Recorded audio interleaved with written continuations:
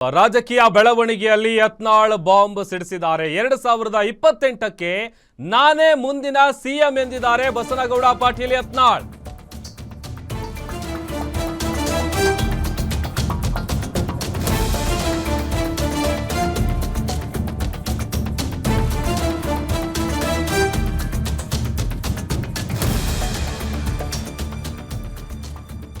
ಮುಂದಿನ ಅವಧಿಗೆ ಅಂದ್ರೆ 2028ಕ್ಕೆ ನಾನೇ ಮುಂದಿನ ಸಿಎಂ ಎಂದಿದ್ದಾರೆ ಯತ್ನಾಳ್.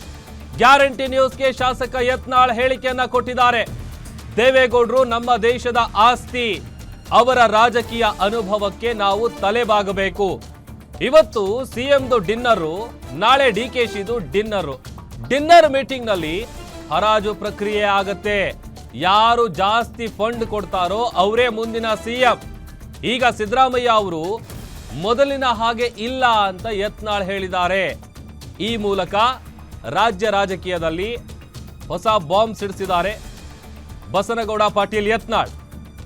ಗ್ಯಾರಂಟಿ ನ್ಯೂಸ್ ಜೊತೆ ಮಾತನಾಡಿದ್ದಾರೆ ಯತ್ನಾಳ್ ಅವರು. 2028ಕ್ಕೆ ನಾನೇ ಸಿಎಂ.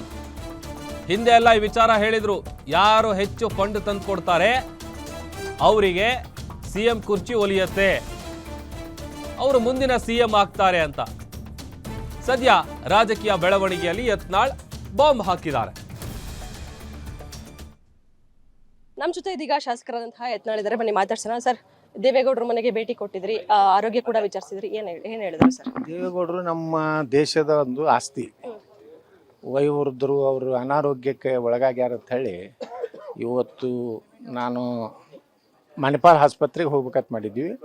ಅಷ್ಟರಲ್ಲೇ ಡಿಸ್ಚಾರ್ಜ್ ಆಗಿದ್ದಾರೆ, ಮನೆಗೆ ಬರ್ತಾ ಇದ್ದಾರೆ ಅಂದಾಗ ಭೇಟಿ ಆಗಿದ್ದೀವಿ. ಅವರ ಒಂದು ಚಟುವಟಿಕೆ, ಅವರ ಒಂದು ಸ್ಮರಣ ಶಕ್ತಿ ಏನಿದೆ ನಿಜಕ್ಕೂ ಮೆಚ್ಚುವಂಥದ್ದು. ನಾವೆಲ್ಲರೂ ದೇವೇಗೌಡರ ವಯಸ್ಸಿಗೆ, ಅವರ ರಾಜಕೀಯ ಒಂದು ಇದಕ್ಕೆ ನಾವೆಲ್ಲ ತಲೆಬಾಗಿ ಒಬ್ಬ ಹಿರಿಯರನ್ನ ಭೇಟಿ ಆಗಲಿಕ್ಕೆ ನಾವು ಬಂದಿದ್ದೀವಿ. ಸರ್, ಏನು ಕಾಂಗ್ರೆಸ್ನಲ್ಲಿ ಆಗ್ತಾ ಇರುವಂತಹ ಬೆಳವಣಿಗೆಗಳು ನಿಮಗೆ ಗೊತ್ತೇ ಇದೆ. ಡಿನ್ನರ್ ಮೀಟಿಂಗ್ ಕರೆದಿದ್ದಾರೆ ಇವತ್ತು ಸಿಎಂ, ಏನು ಹೇಳ್ತೀರಾ ಸರ್? ನೋಡಿ, ಇವತ್ತು ಸಿದ್ದರಾಮಯ್ಯನವ್ರದ್ದು ಡಿನ್ನರ್ ಆಗ್ತದೆ, ನಾಳೆ ಡಿ ಕೆ ಶಿವಕುಮಾರ್ ಡಿನ್ನರ್ ಆಗ್ತದೆ. ಅಲ್ಲಿ ಲಿಲಾವ್ ಆಗ್ತದೆ, ಆಕ್ಷನ್. ಯಾರು ಹೆಚ್ಚು ಕಾಂಗ್ರೆಸ್ ಫಂಡ್ ಕೊಡ್ತಾರೆ ಅವರು ಮುಂದಿನ ಮುಖ್ಯಮಂತ್ರಿ, ನವೆಂಬರ್ ಕ್ರಾಂತಿ ಅಂತ ಹೇಳಿ. ಅದಕ್ಕೆ ಈಗಲೇ ಹೇಳಿದಾರಲ್ಲ ನಮ್ಮ ರಾಜಣ್ಣವರು, ಮೊದಲಿನ ಸಿದ್ದರಾಮಯ್ಯನವ್ರು ಇಲ್ಲ ಅಂತೇಳಿ.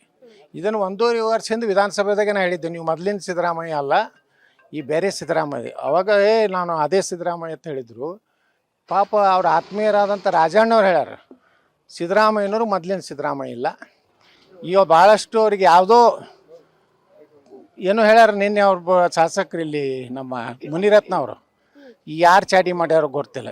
ಏನು ಡಿ ಕೆ ಶಿವಕುಮಾರ್ ಮಾಡ್ಯಾರೋ, ಏನು ನಮ್ಮ ವಿಜಯೇಂದ್ರ ಮಾಡಿಸೋನೋ ಗೊತ್ತಿಲ್ಲ. ಅಲ್ಲ ಸರ್, ಅಂದ್ರೆ ಈಗ ಮುನಿರತ್ನ ಅವರು ಹೇಳಿರುವಂತದ್ದು ಅಂದ್ರೆ ಏನೋ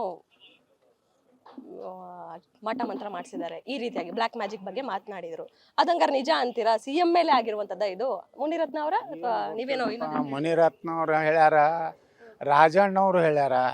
ರಾಜಣ್ಣವ್ರು ಮೊದ್ಲಿನ ಸಿದ್ದರಾಮಯ್ಯ ಇಲ್ಲ ಅಂತ ಹೇಳ್ಯಾರ. ಇದ್ರ ಹಿಂದೆ ಏನಾಯ್ತು ನಮಗೂ ಗೊತ್ತಿಲ್ಲ. ಯಾರು ಏನು ಡಿ ಕೆನೇ ಮತ್ತು ಯಾರು ಮುಖ್ಯಮಂತ್ರಿ ಆಗೋರು ಮಾಡೋರು ಅದನ್ನೆಲ್ಲ ಯಾರು. ಆದರೆ ನನಗೇನು ಅನ್ನಿಸ್ತದೆ, ಸಿದ್ದರಾಮಯ್ಯನವರು ಇವತ್ತು ಏನು ರಾಜ್ಯದಲ್ಲಿ ಯಾವ ರೀತಿ ಸರ್ಕಾರ ನಡೆಸ್ತಾ ಇದ್ದಾರೆ ಅದು ಯಾರಿಗೂ ಒಪ್ಪಿಗೆ ಇರುವಂಥ ವ್ಯವಸ್ಥೆ ಇಲ್ಲ. ಕೇವಲ ಮುಸ್ಲಿಂ ತುಷ್ಟೀಕರಣ ಬಿಟ್ಟರೆ ಅವ್ರು ಏನೂ ಮಾಡ್ತಾ ಇಲ್ಲ. ನಿಮ್ಮ ಬಗ್ಗೆ ಕೆಲ ವಿಚಾರಗಳು ಚರ್ಚೆ ಆಗ್ತಾ ಇರುವಂಥದ್ದು ಅಂದ್ರೆ, ಯತ್ನಾಳ್ ಅವರು ರಾಜ್ಯ ಪ್ರವಾಸ ಜಾಸ್ತಿ ಮಾಡ್ತಾ ಇದ್ದಾರೆ, ಹಿಂದುತ್ವ ಅನ್ನುವಂಥದ್ದು ಇಟ್ಕೊಂಡು. ಇದರ ಜೊತೆಗೆ ಯತ್ನಾಳ್ ಅವರು ಸೈಲೆಂಟ್ ಆಗ್ತಾ ಇದ್ದಾರೆ, ತಮ್ಮಷ್ಟಕ್ಕೆ ತಾವು ರಾಜ್ಯ ಪ್ರವಾಸವನ್ನ ಮಾಡ್ತಾ ಇರುವಂಥದ್ದು. ವಿಜಯೇಂದ್ರ ಆಗಿರ್ಬೋದು, ಯಡಿಯೂರಪ್ಪನವರ ವಿರುದ್ಧ ಆಗಿರ್ಬೋದು, ಮಾತನಾಡೋದಿಲ್ಲ ಇನ್ಮೇಲೆ ಕೆಲ ಹಿರಿಯ ಸಚಿವರು, ಕೆಲ ಹಿರಿಯ ಶಾಸಕರು ಸೂಚನೆ ಕೊಟ್ಟಿದ್ದಾರೆ ಅಂತ. ನೋಡಿ, ಎಲ್ಲರೂ ನಮ್ಗೆ ಹಿರಿಯ ಶಾಸಕರು, ನಮ್ಮೆಲ್ಲ ಆತ್ಮೀಯರೆಲ್ಲ ಹೇಳ್ಯಾರ ಅಂದ್ರೆ ಅದು ಯಡಿಯೂರಪ್ಪ ಕುಟುಂಬದ ಮುಗಿದು ಹೋಗೈತಿ, ಯಾಕೆ ಮಾತಾಡ್ತಾರತ್ತೆ? Closed chapter. ಸುಮ್ಮನೆ ನೀವು ಮಾತಾಡಿ ಮತ್ತೆ ಅದನ್ನ ಹೀರೋ ಮಾಡಿಬೇಡ್ರಿ ಅಂತ ಹೇಳ್ಯಾರ. ನೀವು ಹಾಗೆ ಈಶ್ವರಪ್ಪನವರು ಮತ್ತೆ ಬಿಜೆಪಿಗೆ ವಾಪಸ್ ಆಗ್ತೀರಾ? ಕೆಲ ಚರ್ಚೆಗಳಾಗ್ತಾ ಇರುವಂಥದ್ದು. ನೋಡಿ, ಅದು ಕಾಲನೇ ಹೇಳಬೇಕು. ಈಗ ನಾನು ಏನೂ ಹೇಳೋದಿಲ್ಲ. BJP ಎಂದು ಯಡಿಯೂರಪ್ಪನ ವ್ಯಾಮೋಹದಿಂದ ಹೊರಗೆ ಬರ್ತದೆ. ಯಾವ ರೀತಿ ಯಡಿಯೂರಪ್ಪರಿಗೆ ಅವ್ರ ಮಗನ ವ್ಯಾಮೋಹ ಇದೆ, BJPಗೆ ಯಡಿಯೂರಪ್ಪನ ಕುಟುಂಬದ ವ್ಯಾಮೋಹ ಇದೆ. ಈ ಕುಟುಂಬ ವ್ಯಾಮೋಹದಿಂದ BJP ಹೊರಗೆ ಬಂದಾಗ ಮಾತ್ರ ನಾ ಸೇರ್ತೀನಿ. ಈಶ್ವರಪ್ಪನವ್ರು ಏನು ಮಾಡ್ತಾರೋ ಗೊತ್ತಿಲ್ಲ. ಆದರೆ ಈಗ ಇದು ಹೋಗ್ಬೇಕಿದು. ಈ ಒಂದು ಕುಟುಂಬಕ್ಕೆ BJPದಿಂದ ಮುಕ್ತ ಆದರೆ ಏನಾಗ್ತದೆ, BJP ಎಲ್ಲ ಜನಾಂಗದ ಒಂದು ಪಕ್ಷ ಆಗ್ತದೆ. ಇದು ಬರೇ ಲಿಂಗಾಯತರು ಯಾರೂ ಇಲ್ಲ ಅವ್ರ ಹಿಂದೆ. ಯಡಿಯೂರಪ್ಪನ ಹಿಂದೆ ಲಿಂಗಾಯತರು ಇಲ್ಲೀಗ ಹಿಂದೂಗಳು ಇರುವಂಥ ಪ್ರಶ್ನೆ ಇಲ್ಲ. ಬಿ ಜೆ ಪಿಯನ್ನು ಜನ ಯಾಕೆ ಒಪ್ತಾ ಇದ್ದಾರೆ ಅಂದರೆ ಹಿಂದುತ್ವ ಒಂದು ಒಳ್ಳೆಯ ನರೇಂದ್ರ ಮೋದಿಯವರು ಮತ್ತು ಉತ್ತರ ಪ್ರದೇಶದ ಯೋಗಿಯವರ ರೀತಿಯಲ್ಲಿ ಜನ ಕರ್ನಾಟಕದಲ್ಲಿ ಬೇಕನ್ನುವಂಥ ವಾತಾವರಣ ಇದೆ. ಇಂಥ ಭ್ರಷ್ಟನ ಕುಟುಂಬವನ್ನು ಒಪ್ಪಲಿಕ್ಕೆ ಬಿ ಜೆ ಪಿಯ ಕಾರ್ಯಕರ್ತರು ತಯಾರಿಲ್ಲ. ಅದಕ್ಕೇ ನಾವು ಹೋಗುವಂಥ ಎಲ್ಲ ಸಭೆಯಲ್ಲಿ 15-20 ಸಾವಿರ ಜನ ಸ್ವಯಂ ಪ್ರೇರಣೆ, ನಾವು ದುಡ್ಡು ಖರ್ಚು ಮಾಡೋದಿಲ್ಲ, ಯಾರಿಗೂ ಊಟಕ್ಕೆ ಹಾಕಿಲ್ಲ, ಒಂದು ವಾಹನ ಮಾಡಿಲ್ಲ, ಇಷ್ಟೆಲ್ಲ ಸೇರ್ತಾರಂದರೆ ಜನರಲ್ಲಿ ಬದಲಾವಣೆ ಬೇಕಾಗಿತ್ತು, ಒಂದು ಶಕ್ತಿ ಬೇಕಾಗಿತ್ತು. ಅದಕ್ಕೆ ನಾವು ಇವತ್ತು ಪ್ರವಾಸ ಮಾಡ್ತಾಯಿದ್ದೀನಿ.